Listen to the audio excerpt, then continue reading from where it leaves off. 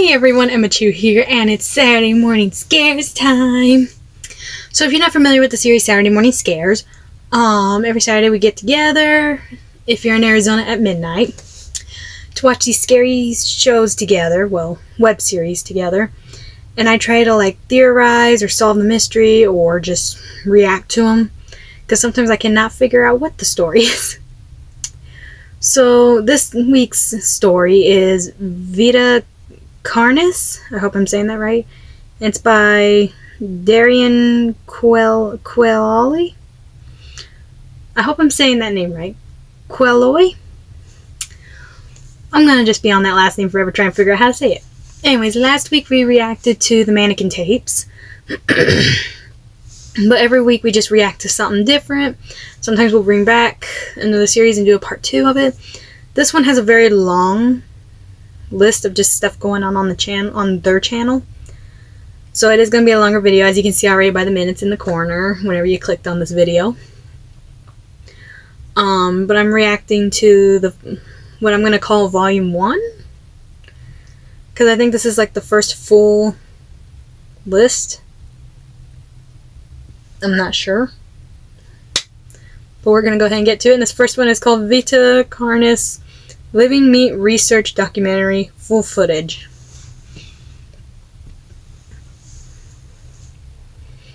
Warning, this video talks about and shows imagery of graphic content like gore, flashing lights, violence, and death. Classified material. Provides one. Okay.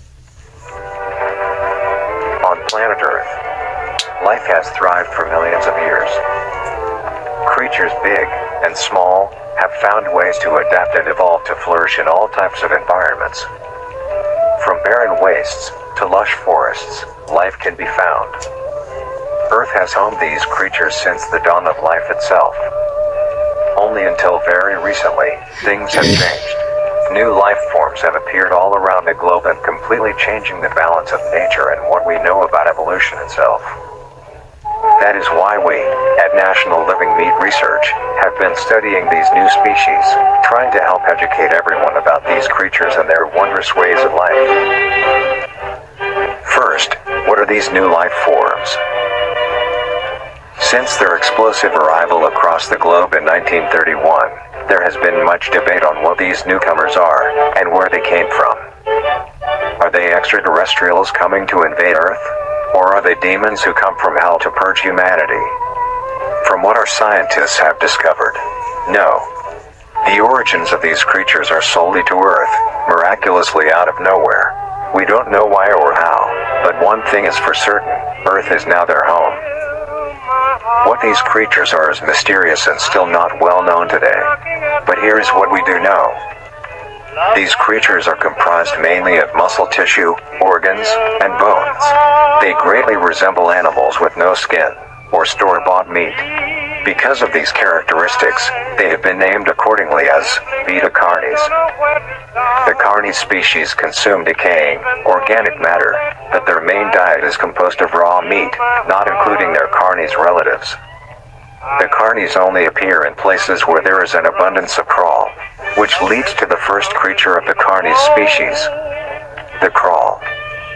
The crawl is a growth of meaty tendrils that closely resemble the small intestine, the only difference being a dark red coloration.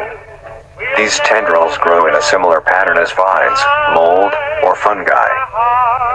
A primary stem structure is the host to divisions of other, smaller branches. In each tendril contains a variety of veins, arteries, and other similar organs used to transport nutrients absorbed from its surroundings. The ends of these tendrils are equipped with organelles used to absorb water and organic matter necessary for growth. The source of these organic materials is mainly found in dirt and soil on surrounding surfaces. Using its root-like tendrils, it absorbs the material and processes it into usable energy, although the crawl also obtains energy through another means. Using a sophisticated form of photosynthesis, the dark pigmentation of the smaller branches is ideal for absorbing sunlight, and therefore allowing solar energy to fuel the crawl's growth. Because of its efficiency, it thrives in almost all types of environments, easily allowing it to spread across the world, and can be found pretty much anywhere. Its recent inclusion in the ecosystem has caused many major changes in nature's balance. One may assume that the crawl's presence may outcompete any other competitors, but due to its unique life cycle, where old branches fall off and decay into nutrient-rich compost, all forms of life seemingly flourish instead. The crawl's abundance grants plenty of nourishment to all animals, from plants feeding on the decayed crawl, herbivores thriving on increased plant population, and carnivores feeding on both the abundant prey, and are able to eat the crawl as well. The presence of all these animals leave behind waste, which will be broken down and consumed by the crawl, and the cycle begins again. This form of symbiosis leads to an environment where all populations thrive. Humanity also uses the crawl to our advantage. Because of the supernatural rate of growth and its richness in nutrients, it has been sustainably cultivated into domestic farms. The crawl is harvested and processed into fertilizer, which greatly increases crop yield and quality. The crawl may also be used as a food source for humans, and reliably so. But due to its unkindly appearance and taste, it has yet to reach cuisine standards. The crawl also plays a very important role in the next creatures that we have been studying. Sometimes, in a crawl-populated environment, a node of meat may develop on one of the branches. This node will fall off and grow into a functioning organism, and go to live on as an independent animal. This leads us to the upcoming species that we will be discussing. The first of these creatures are the trimmings. Oh, there's a story there. Are small I actually have heard about the stories. I want to try and read those. So we're going to attempt this the best we can. And I think I am. I'll just at the very end try and find it online. Dependent animal. This leads us to the upcoming species that we will be discussing. The first of these creatures are the trimmings. The trimmings. Trimmings are small animals that resemble skinned raccoons. They are commonly known to have a plump body, round head, small eyes, nose and ear holes, and an agape mouth. They are also equipped with a diversity of limbs. Sorry I wasted everyone's time. All individual trimmings are unique, each with a different body shape, number of limbs, and other characteristics. One thing they all share in common is that they are made mostly of meat tissue, and are a maximum of 20 centimeters in length, no larger than a basketball. Its life starts with its separation from the crawl. It will wonder to find anything that is edible and able to consume. Although it is an omnivore, being able to hunt meat and forage for plant matter, trimmings are almost entirely scavengers. Their diet consists of rotting plants and meat, including, but not limited to, fruits, vegetables, roots, seeds, insects, and deceased animals. Although its appearance is unsightly, it is a cowardly creature, I know it's supposed to be gross, but why is it kind of cute? And hiding when threatened. Can I keep it? Because of its lack of defensive traits, it makes me lies think near of a the bottom of the possum. food chain, making it Or an easily armadillo overpowered or and picked something off like very that. regularly by predators. Naturally, its population would eventually die out, but this is not the case. The crawl constantly What was that produces flash a large quantity of trimming nodes, keeping up their numbers. Naturally, trimmings can be found wherever there is abundant crawl. Trimmings grow at a decent pace, reaching maturity at around 7 months, having a maximum lifespan of 2 to 4 years. Although they are plentiful, humanity has no proper way to implement trimmings into society. Their overabundance has even considered them pests, due to them digging through trash bins and making excessive noise at night. Besides all of this, some people still keep trimmings as pets, and relatively domesticate them. Nuisance or not, trimmings are a wondrous creature. From their plentiful numbers, to their skittish nature, they are truly a thing to behold. The next species on our list is the meat snake. The meat snake. The meat snake is a worm-like creature, made of a variety of types of meat, coated in a transparent, skin-like membrane. Its size varies during its lifespan, depending on how much it consumes. When it first separates from the crawl, it is only a few centimeters in length. Or whatever. Yeah, tremors. Eventually, it will reach an average length of 5 meters. Although, under extreme conditions, like natural disasters, war, or plague, it can greatly surpass this length. The meat snake's diet consists entirely of dead animals or parts. A meat snake is incapable of consuming a healthy, living organism.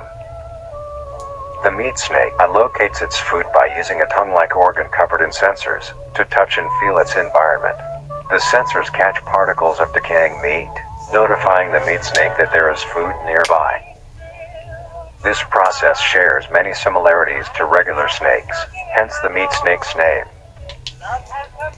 Once it locates the corpse, the meat snake will open its jaw and swallow the entire body whole. Once the entire body is consumed, the meat snake's stomach will release a variety of chemicals. Some will break down soft tissue like skin, and the connection points between muscles. Others chemicals will then ferment and preserve the tissue to keep it from breaking down for as long as possible. After that, the remaining flesh and bones will move along the meat snake's tract, and slowly be implemented into its own structure, extending the meat snake. Unsatisfactory parts like skulls, pelvises, hair, and fingernails will be excreted. Speaking of skulls, the meat snake will take the skull from the consumed organism and use it as its own. Each meat snake has its own skull, each corresponding to what that one has consumed. During its lifespan, it will swap or replace these skulls if needed. A meat snake's lifespan depends entirely on how much a meat snake consumes. The longest one has lived for was 28 years. The meat snake has no predators and is immune to disease due to its preserving chemicals. The only significant ways a meat snake can die is through starvation, burning, or complete destruction of the meat snake's membrane coating. Interestingly, the meat snake is the only member of the Carnis family that is able to reproduce. When a meat snake reaches an excessive size, and is in the conditions to do so, it will commence mitosis, splitting itself in two. Then the now two meat snakes will go on their separate ways and live on as two distinct organisms. Meat snakes can only be found in moderate temperature climates, not too hot, not too cold. Their population depends entirely on the amount of corpses available. Where there is death, there are meat snakes. Humanity will use them to our advantage. Meat snakes are a very efficient and clean way of disposing of any meat products. The preserving fluid within the meat snake's body disinfects the carrion, preventing the spread of disease. Humans use meat snakes in butcher shops as a waste bin, dispose roadkill, within war on the battlefield to dispose of festering bodies and parts, and within zoos to dispose of deceased animals. They are extremely tame, not caring if any creature is around them, only acting defensively when it is within consuming a meal. This means they are very easy to tame. Overall, meat snakes are a marvelous creature with a very interesting way of sustaining itself. That is freaky looking right there. It is an amazing experience to encounter one. Can I get that as a poster? As long as you don't mind the smell.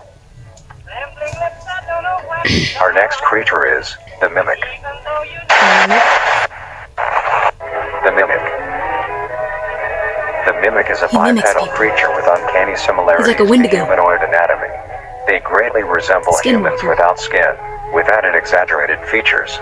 These features include extended finger length, longer limbs, bulging, empty eyes, and their most prominent feature, a wide, teeth-filled smile.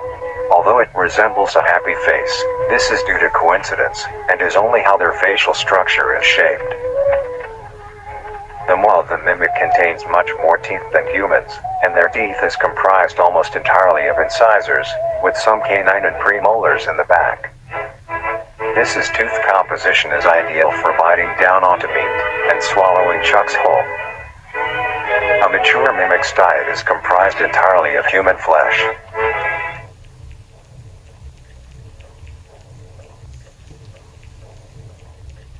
Why is it quiet? What's going on? Because of this, they are found solely around human-populated areas. The mimic's life cycle is made of 3 stages. In the first stage, a young mimic separates from the crawl. They closely resemble their trimming relatives, but are thin, sleek, and only have 4 appendages. In this stage, the young mimic will hunt small animals, moving on to larger and larger as they grow. Once large enough, it will begin metamorphosis into the next stage of life. Once fully transformed, it will resemble the description mentioned in the beginning.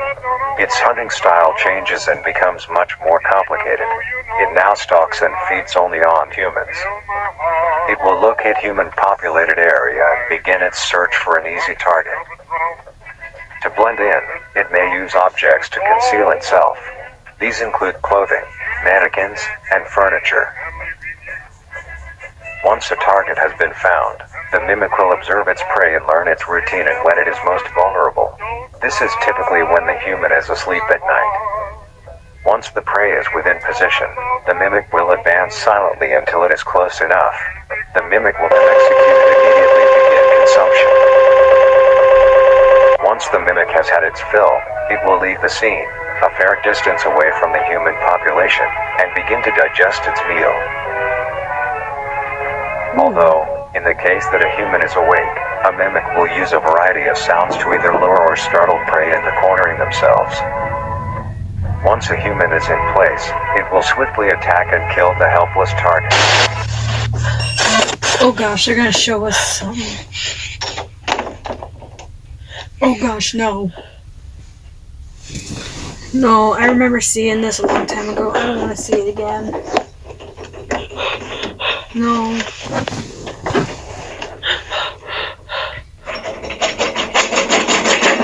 Turn the flashlight out, and then he won't know you're in there. They can smell fear. Someone just walk in my room. My closet.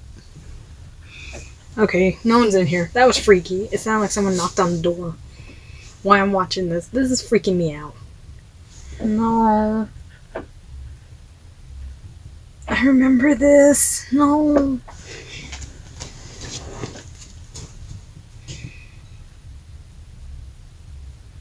No.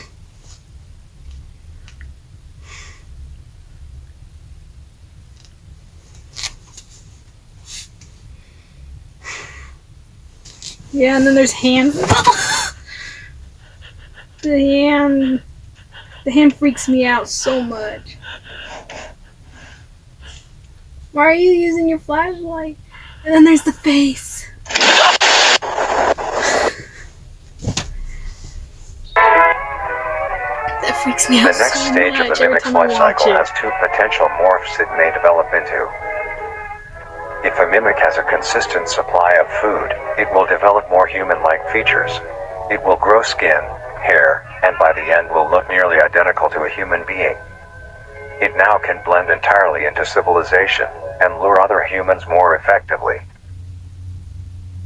The second type of morph happens when a mimic receives an overabundance of food. It will grow into a larger, more evolved hunter. Its proportions will increase in length, and its humanoid features will fade away. It grows a thick, dark coating of a flexible skin, which is highly durable, and increases in strength the more the elder mimic consumes. This excludes the face, which is now coated in a pale pink skin. The mimic's teeth have also moved deeper into the mimic's throat, leaving its mouth a toothless grin. It uses the dark hue of its skin to hide seamlessly within a dark environment.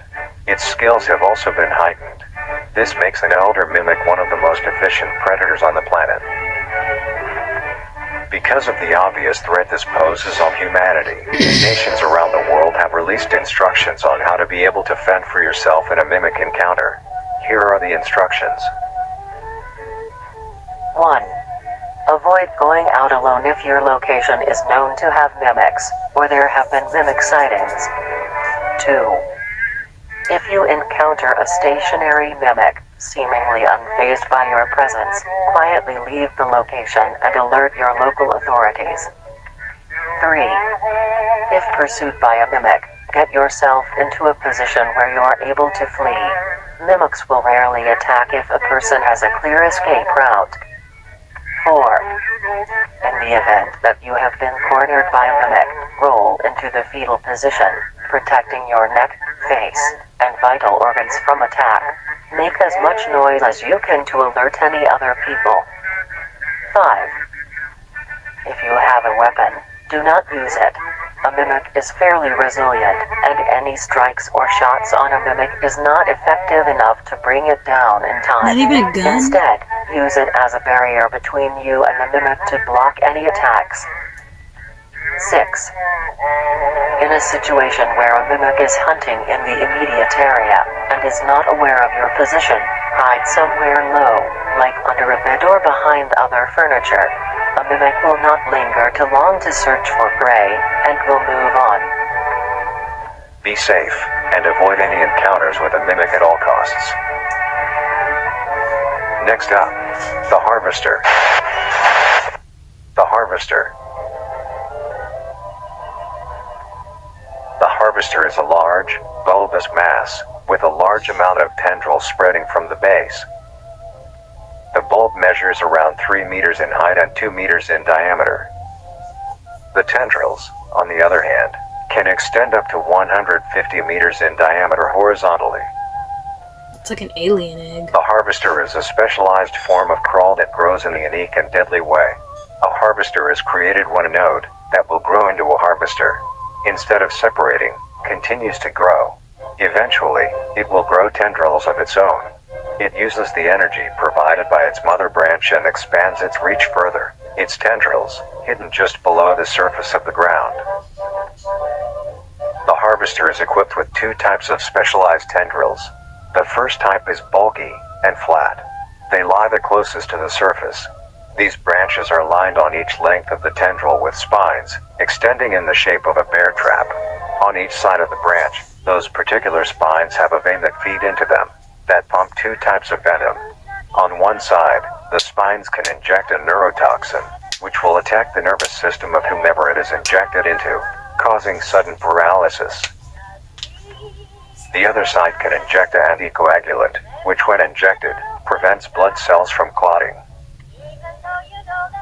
Whenever a large animal moves across the area armed with these tendrils, the branches will clamp onto the animal and thrash violently. Once the prey has been injected with both venoms, the tendrils will rest and the prey will immediately collapse. The animal will be unable to move due to the paralysis, and the wounds caused by the thrashing spines will not stop bleeding. All the prey can do is lie patiently, until succumbing to blood loss. Once the prey has bled out, the second type of tendrils come in. They lie below the spine equipped once. These branches are thick, but very sturdy. They share similar anatomy to the small branches of the crawl, equipped with organelle that absorbs nutrients. These tendrils sense the blood, and move their way to the surface and begin to absorb the vital fluid. Once the blood has been consumed, the tendrils will wrap around the body and begin to shuffle downwards. This movement loosens the soil and slowly pulls the body underground. Once secure, the tendrils will continue to feed until there is nothing but scraps. The nourishment absorbed by the tendrils will be sucked back into the main bulb of the harvester. This bulb houses all the vital organs and the venom glands that pump into the spines. The nutrients are then converted into usable energy. The remains underground decompose, providing a rich soil, causing very prominent plant growth, which then attracts more animals. A strange behavior the harvester displays is its choice of diet. The spines will only activate on larger animals, allowing smaller ones to pass by unaffected. The spines will also not activate on some species of bird. There are a couple theories as to why this happens. 1. It could be that attacking smaller animals would cost too much energy for what they get in return, making it not worth the time. Another could be that smaller animals may attract larger animals or predators, allowing a safe place where prey may thrive, and lure more predators. It truly is astonishing. I'd vote the first Although one. it is a spectacular creature, it is also very dangerous. The harvester is decently rare, only populating sparse areas in the northern hemisphere and woodland forests. If you are stung by a harvester, there will be no way of helping you, being that there is no cure, and fatality is 100% positive. The best thing you can do is avoid encountering a harvester in the first place. If you are hiking, take note of any warnings or signs saying that there are harvesters around. If you also notice an abundance of lush, ground-dwelling plants in a forested area, and there are no signs of wildlife, this is suspicious and you should leave the area, staying close to the base of large trees or rocks. If you find yourself in the middle of a harvester ground, do not panic. Sudden movements may activate the tendrils and will inject you. Although a harvester is rather forgiving, do not risk any skittish movements. Remain calm. If you have any objects with considerable heft, like coats, backpacks, or full water bottles, gently take that object and lightly toss it towards the bulb, and away from your escape route. This will activate the spines on where the object lands, distracting the bulb for a moment. You will then slowly begin to do wide shuffles away from the bulb. If possible, throw another object when you are certain you are a fair enough distance away, just to be safe. Continue until you are completely sure you are out of harm's way. You may come out unscathed, but don't be too obnoxious, or you will be a harvester's next meal. Next up is the host. The host of influence. Okay, I'm gonna have to find like a video completion and just read the story of all the story things. I'm sure someone commonly has referred that, to right? as Someone's the posted it host, already, right? has its name derived from a host who invites guests to an I event. should have put it on the Not to playlist be to confused watch. with a host, a harborer of parasites or disease. Or maybe I'll wait till the very end The of the host is a series and then semi-humanoid-looking organism. watch the whole story. It has the structure of a head, Read the whole torso, and arms. Other than this, it shares no other characteristics. The lower half of the host is comprised of a massive fibrous tissue and tendrils that burrow into the ground to hold the host in place. Instead of skin, the host is covered in muscular tissue fibers, tendons, and veins. In some parts of the body are covered in a meaty plate, to cover any large exposed areas, but allowing movement. The host's head has a smooth surface where the face should be, attached to a crooked neck, which houses a slit in the front used for feeding. On the host's back is a mound of pores. Protruding from these pores are hollow, hair-like structures, extending outwards. These hairs are barrels that release spores produced within host's body by being fired into the air. These spores are hazardous, so keep clear of them at all costs. Luckily, the host is rare, only found in North America. Obtaining info about the host is a very risky and daunting task. This is because of their rarity and of how dangerous it is to be up close to one. The spores released by a host is very dangerous when inhaled.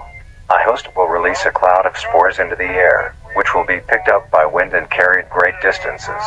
If an organism inhales the spores, the particles will find their way into the organism's brain and infect them.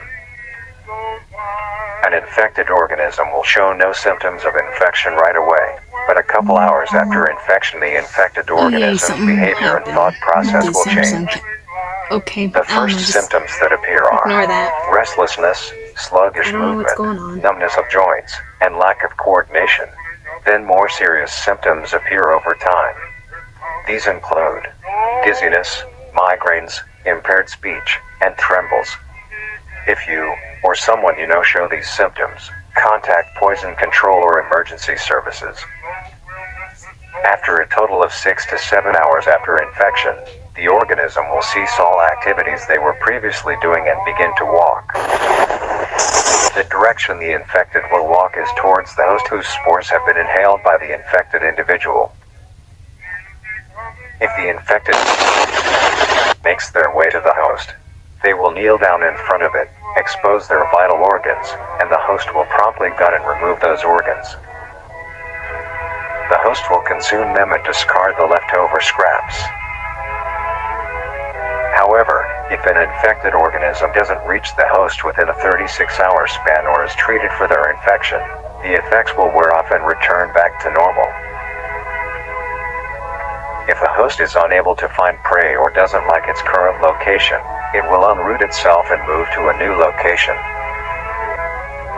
Their scarce numbers and the hazard of being around one makes getting info about the host very daunting.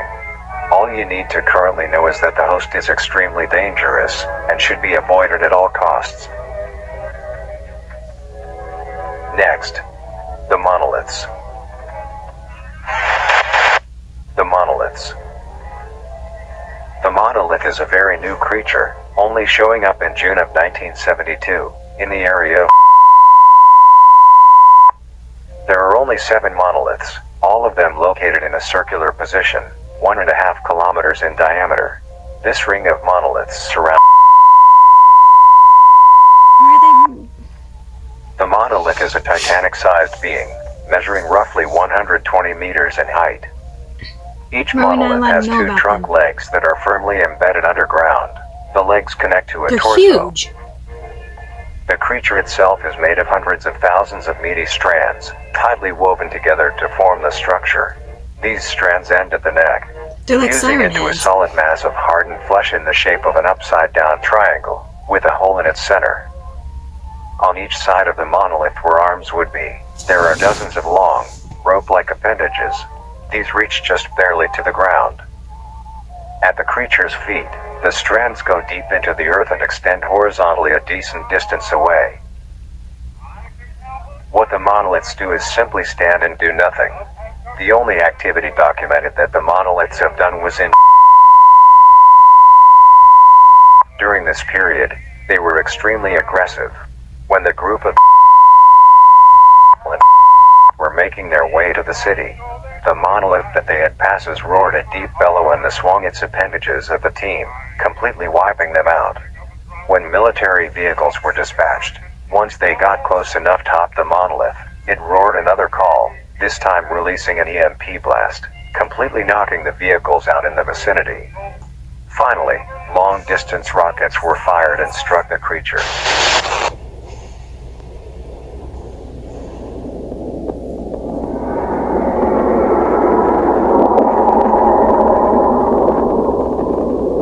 What's going on?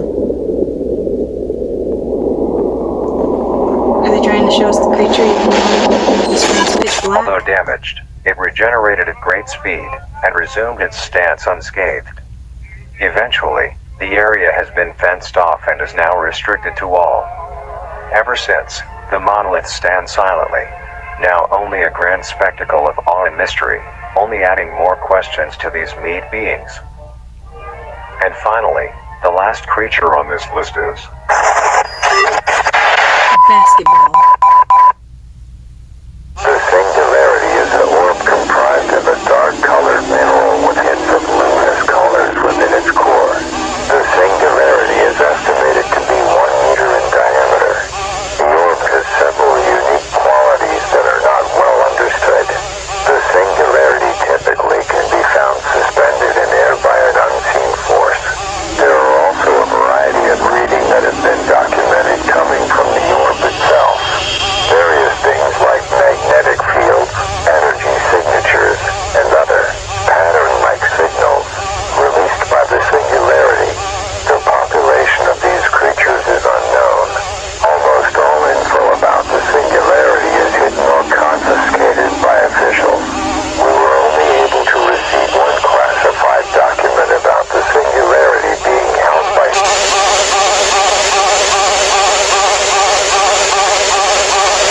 This isn't scary at all. Marvelous and majestic world that exists today. It's as extraordinary to have such strange and mysterious beings appear all around us. Thank you for joining us on this journey of exploration and discovery of the lives of these living meat creatures. Oh my gosh.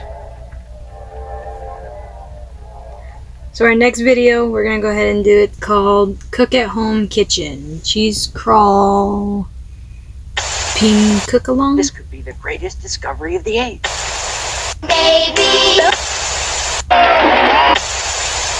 So someone's running their channels. Have any information of the whereabouts of We may I kind of want to see the whereabouts. Have any Okay. I'm curious if we're gonna get a clue from this. Material wanted by CSIS. Is there anything like about the creatures? information of the whereabouts of Okay. We make Be making a dish that has recently gained a fair amount of popularity. Lasagna. No, I'm just kidding. Today's dish will be a cheesy called penne. Cheese crawl.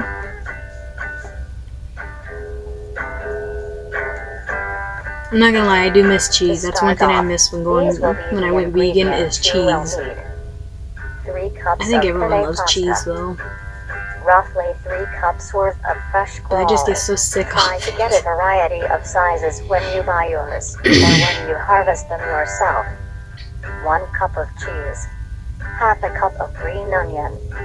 1 teaspoon of salt. 2 tablespoons of Cajun spice. 2 tablespoons of parsley. 1 tablespoon of dill. I saw a hand 1 at one point. Was that tablespoon supposed to be of there? garlic. Or did someone pinch screw of up? pepper.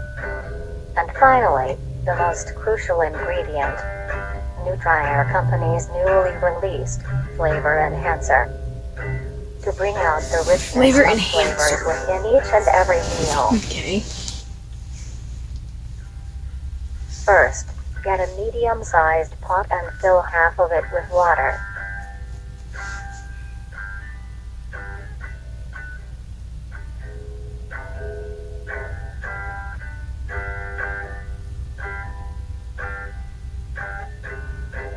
Add a pinch of salt, which is used to help the pot come to Salt a Bay boil then. faster and help flavor the pasta.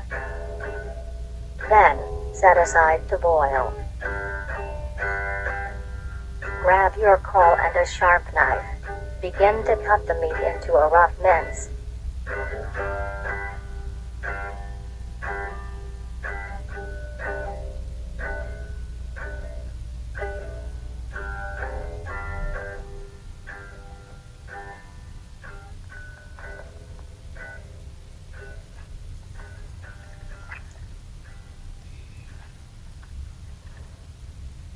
Ew, and then listening to the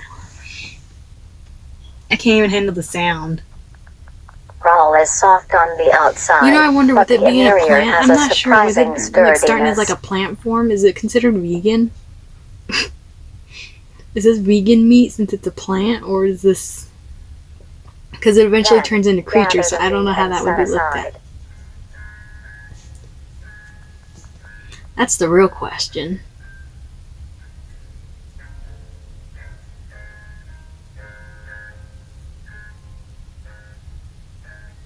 Mince the No, you green washed the onion in board. rough segments. Oh, this is bothering me. You're supposed to wash the board and then. Oh gosh. Take this mince and set aside as well. No. Next, grab your skillet and preheat with along some oil. I know I should be more like, oh, what's this meat? Oh, and people are growing it in their Take yard. the Yeah, minced sure, caul but and spread it I'm more of evenly getting, across the like, skillet. irritated with how. No. Stir occasionally until crisp and brown. It looks like they even use the same knife to cut it. As your water reaches a boil, add your penne and stir occasionally.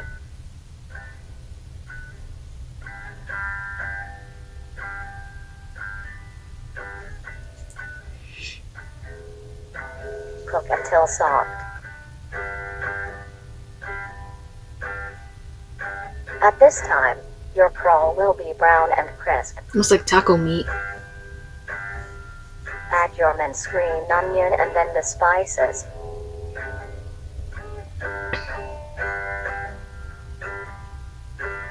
Mix well. Once your pasta is finished cooking, strain it.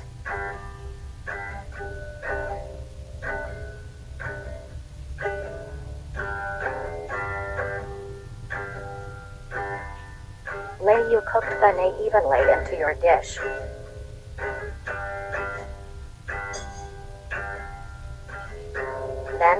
plastic roll topping.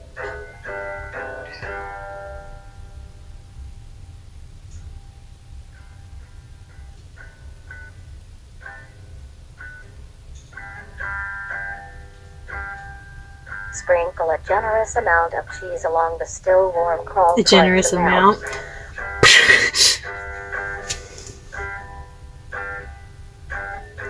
At this point, Add a generous amount. Meanwhile, it adds the whole bag. Flavor enhancer, but allow your dish to cool to a temperature below 60 degrees Celsius, or else the enhancer will not work.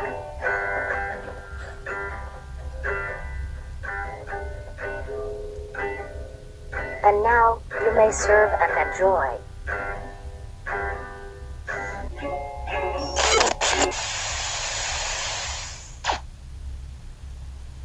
Okay.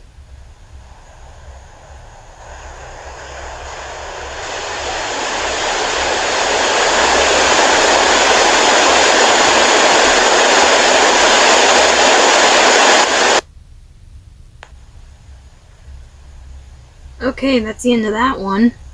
This next one is called Guide to Owning a Pet Trimming. Many people get pets for companionship. They Golden form bonds Retriever and grow puppies. relationships with these animals, even to the point of them being considered a part of the family. Most people get dogs or cats, but maybe you want something more interesting. Then, you may want to get yourself a trimming. These lumps of meat have grown a reputation to be a loving companion actually is for kinda many cute. people in the recent I know months. earlier I was saying possum, but I'm leaning more Although towards armadillo. most people may not know It the reminds me proper of ways to armadillo. care for them. Today, we will be showing you how you can care for your pet trimming. No, it reminds Taking me care of a of. Does anyone trimming is remember that fairly little easy, alien but this is no monster reason to slack off. thing that the. They are living was a things web and series. do require maintenance. The first And thing he to was keep blind. in mind when Does keeping a anyone trimming remember is that? the temperature of your home. While trimmings are resilient to both high and low conditions, you want to keep your base temperature near room temp, maybe slightly cooler. That's what these look like. They're cute. That being said, trimmings prefer warmer areas to nest. A simple setup you may use is a box with some blankets on the inside. Don't just Make toss sure it in there. there is Actually, enough for your make trimming the to blanket, cover the bed itself. up a little bit. And now, you have a comfy bed for your buddy.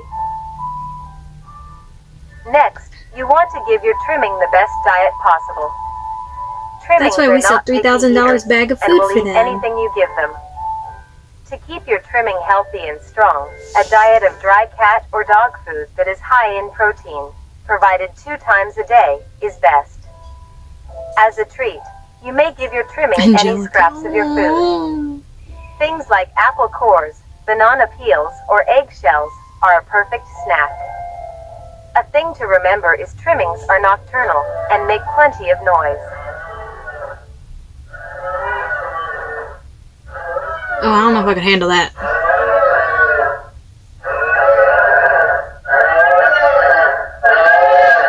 To prevent you That'd from get having irritating after a sleepless while. nights, try to give your trimmings first meal in the late morning If I or heard that, I'd afternoon. end up being one of those owners that's like, This helps them be "Shut active during up." these times instead. Another thing to consider if you want a pet trimming is where they will be living. Your home should have enough space for your trimming to roam around, as well as access to the outdoors, like a backyard. If not, be sure to take your trimmings on regular walks. This gives your trimming the exercise they need, as well as allowing them to meet other trimmings. Trimmings are a social creature and need to interact with others of their kind, like how they do in the wild. When it comes to entertainment, trimmings are not the most active and aren't the best at fetch or tug of war. But here are other ways to keep your trimming entertained. Some toys that trimmings like are little items they can push, around, pull, or carry. Trimmings also enjoy things that you enjoy as well, like watching the television or listening to the radio. They love seeing and listening to all the funny things coming from the devices.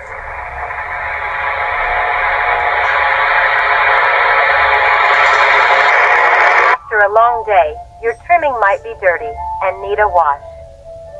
To clean them, start your bath with a gentle warm water, mixed with a bit of hand or body wash. Gently scrub the trimming's feet, armpits, belly, and neck folds. Remember to be careful around their face, and avoid getting soap in their eyes, nose, and mouth. Gently pat dry with a towel when done. Now your buddy is all clean.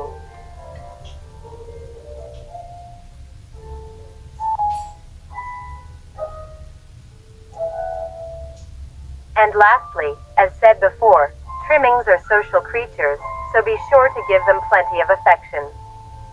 They love receiving pats, scratches, and pets. They also love to sit with you and cuddle. Since they communicate with each other in the wild, it is best to replicate this behavior with them as well. Simply talking to them is plenty enough. You can talk about your day, if anything interesting happened at work, if you are working on any new recipes, or talk about the weather. Trimmings are very good listeners, and love to be because I can't involved. talk back. It's like having a dog. I don't know that my dog, I tried talking to her and she just gives me a look like... With all of these in mind, you And are sometimes now she'll even well huff at equipped me to if I'm have a talking, trimming she'll just become go... a part of the family. Do things right, and you will have a companion for a long while. My dog's not interested in my life story. They say, okay, so like before it goes into the next one, though, I do need to tell on my dog. I look at her and I'm like, so how was your day without me home and everything? And she just looks at me. And then we'll throw her face into a pillow or something, and I'm like, did I upset the dog? Okay, last video, and then we're going to go ahead and wrap this up because I know we are getting very long, but again, I wanted to start getting long. This one is called Meat Snake Specimen Archived Footage. I really need to wrap this up because I really have to pee.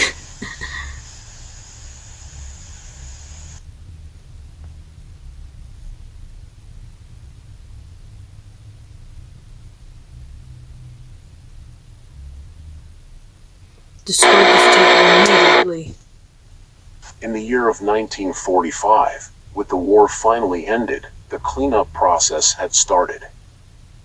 During routine sweep of an underground train tunnel, the cleanup crew made a grotesque discovery.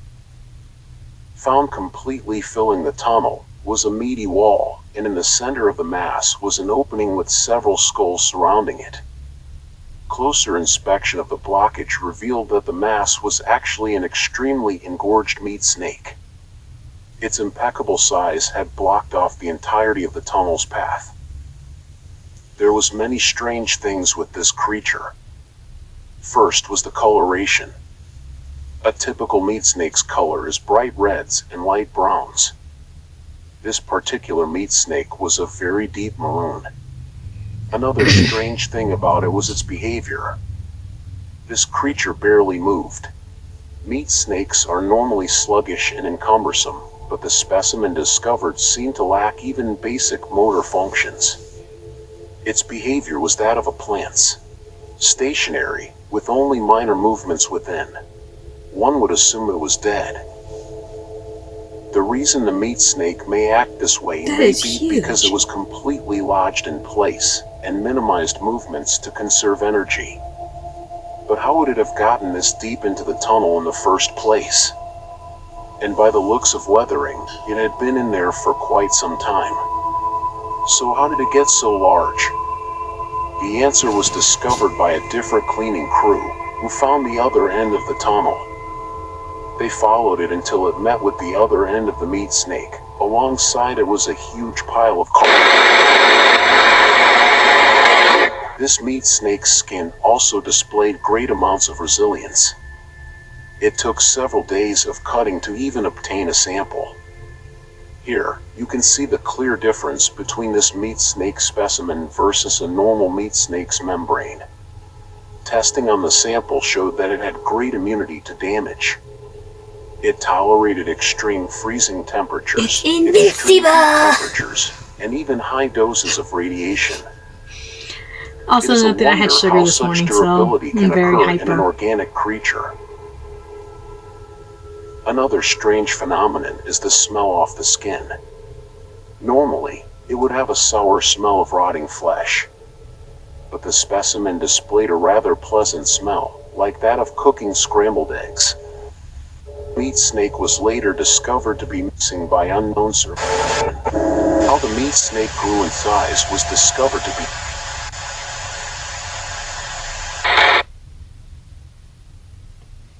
And that's how that one ends. Okay. Well, that does it for this episode. Sorry it was so long. We're currently at 52 minutes, it looks like. But again, there's going to be a lot of editing, so I don't know how long this video is actually going to be. I really hope you enjoyed this. And if you know of any other scary channels or videos or anything such as that, go ahead and comment them down below. And if I choose to react to them, I will give you a shout out. But that's going to do it for this episode. If you liked it, hit that like button. If you're not subscribed, please do. Remember, as always, I am Emmachu, but for now, peace out, everyone. Slan!